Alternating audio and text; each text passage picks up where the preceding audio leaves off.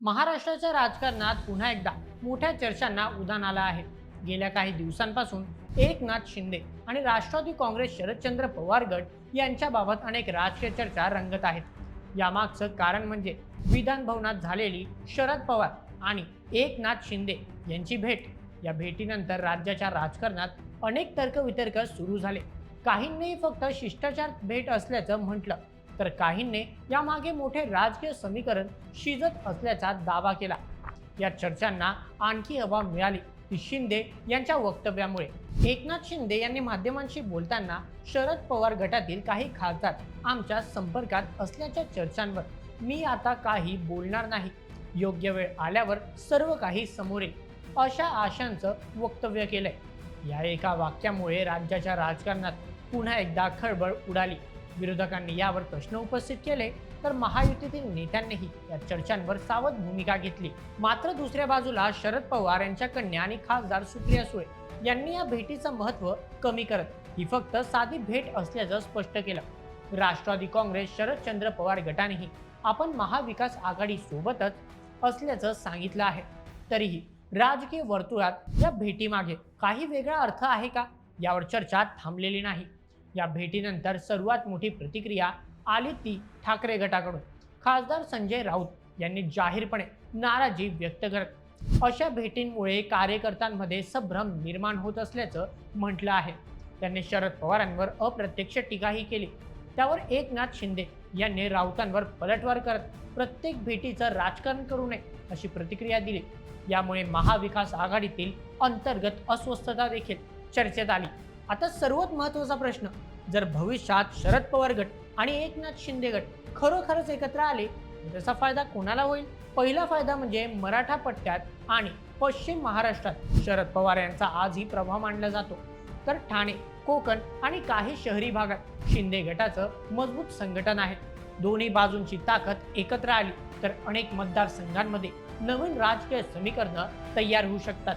दुसरं म्हणजे लोकसभा आणि आगामी स्थानिक स्वराज्य संस्थांच्या निवडणुकांमध्ये या आघाडीचा थेट परिणाम दिसू शकतो। अनेक जागांवर विरोधकांसाठी लढत अधिक कठीण होण्याची शक्यता निर्माण होईल। तिसरा मुद्दा म्हणजे विकास कामांवर समन्वय वाढू शकते, असा दावा समर्थकांकडून केला जाऊ शकतो। कारण सत्तेत असलेल्या गटासोबत संबंध चांगले असल्यास निधी आणि प्रकल्पांच्या मंजुरीला गती मिळू शकते, असं राजकीय विश्लेषकांचं मत असतं। परंतु या संभाव्य समीकरणाचे तोटेही कमी नाहीत। सर्वात मोठा फटका महाविकास आघाडीला बसू शकतो, कारण शरद पवार हे महाविकास आघाडीतील प्रमुख चेहरे आहेत। त्यांच्या भूमिकेत बदल झाला तर काँग्रेस आणि ठाकरे गटाला नव्याने रणनीती आखावी लागू शकते। दुसरीकडे महायुतीमध्ये ही प्रश्न निर्माण होऊ शकतात, कारण आधीच भाजप, शिवसेना आणि अजित पवार यांच्या राष्ट्रवादीमध्ये जागा वाटप आणि राजकीय समतोल महत्त्वाचा मुद्दा आहे। त्यात शरद पवार गटाची भर पडली तर अनेक मतदारसंघांमध्ये उमेदवारीवरून तणाव वाढू शकतो। त्यामुळे कोणतंही नवीन समीकरण महायुतीसाठी सोपं ठरणार नाही। ठाकरे गटासाठी हा सर्वात मोठा राजकीय धक्का ठरू शकतो, कारण महाविकास आघाडीतील विश्वासावर प्रश्न निर्माण होऊ शकतात। काँग्रेसलाही राज्यातील विरोधी राजकारणाची नवी दिशा ठरवावी लागू शकते। मात्र दुसऱ्या बाजूला हेही लक्षात घ्यायला हवं की महाराष्ट्राच्या राजकारणात शरद पवार अनेक वेळा सर्व पक्षातील नेत्यांशी संवाद साधत आले आहेत। त्यामुळे फक्त एका भेटीवरून किंवा एखाद्या वक्तव्यावरून मोठा राजकीय निष्कर्ष काढणं योग्य ठरणार नाही। अधिकृत घोषणा होईपर्यंत हे सर्व राजकीय अंदाज आणि चर्चा म्हणूनच पाहणं आवश्यक आहे। सध्या वास्तव इतकंच आहे की शरद पवार आणि एकनाथ शिंदे यांच्या भेटीमुळे महाराष्ट्रातील राजकीय चर्चांना नवं वळण मिळालं आहे।